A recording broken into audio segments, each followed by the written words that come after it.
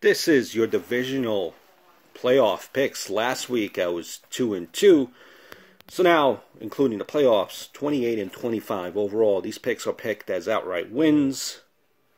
They do not factor in any point spread. So as we head on to the division series, there's 7 games left, and we're closer and closer to that first Sunday in February. The NFC games, they're a lot more intriguing, and I'm going to start with the Vikings. And listen, I like the defense from the Vikings.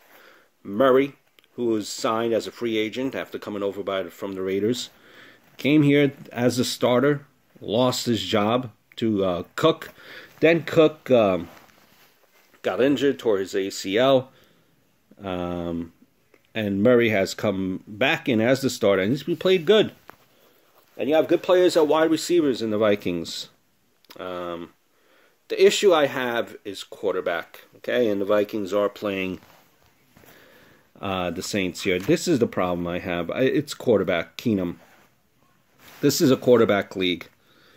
You're going to tell me he has that chip on his shoulder. I'm sure all you Viking fans. He's paid his dues. He has that swagger. Vikings defense is a big plus. But on 3rd and 8 in the fourth quarter, down a field goal, is Keenum going to make that throw? 3,500 yards this year, I understand. 7 interceptions only, I understand. But this is in the regular season. One thing about Keenum, he doesn't stretch the ball.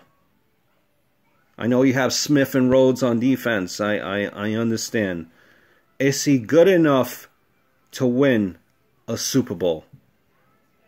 Is he good enough to win a Super Bowl against... To get to that Super Bowl, he has to get past one of the best offenses in the league in the Saints. And it's going to be a matchup with the best offense versus the best defense. Saints-Vikings. Saints offense there. Michael Thomas versus Rhodes. Wow. It's going to be a matchup.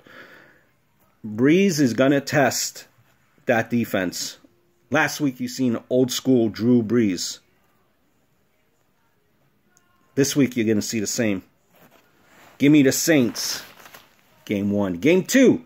Eagles versus the Falcons. Eagles. They're being disrespected at home. They're an underdog. Fly, Eagle, fly. Run game, defense, Ajay. He's going to keep the ball away from the Falcons' hands. The Falcons are not back yet from where they were last year in the Super Bowl. The offensive coordinator that they lost has played a part. I know Nick Foles is quarterback for the Eagles. That's not going to be an issue. I think they could run. They're going to run it well. Game 2 is the Eagles. Game 3, Titans versus the Pats. And, jeez, man, Titans, they stink. Nothing about last week that makes me think differently.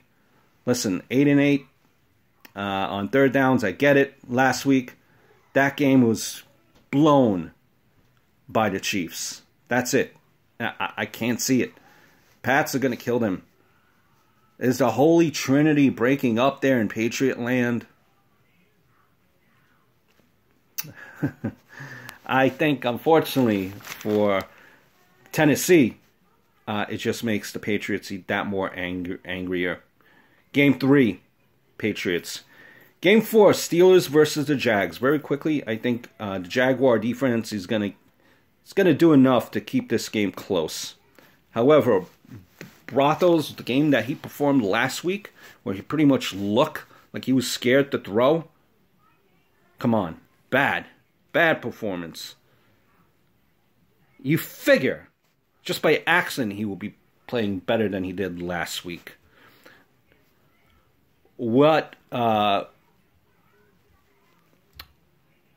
how's he going to fare? The running back for the Steelers created some drama, you might say. But it's a players' league. Everyone wants to get played. He didn't lose the locker room. I think it's going to be the Steelers. easily over the Jaguars. Close game. Steelers, Patriots, Eagles, Saints. Hope all is well. Look forward to speaking to you soon.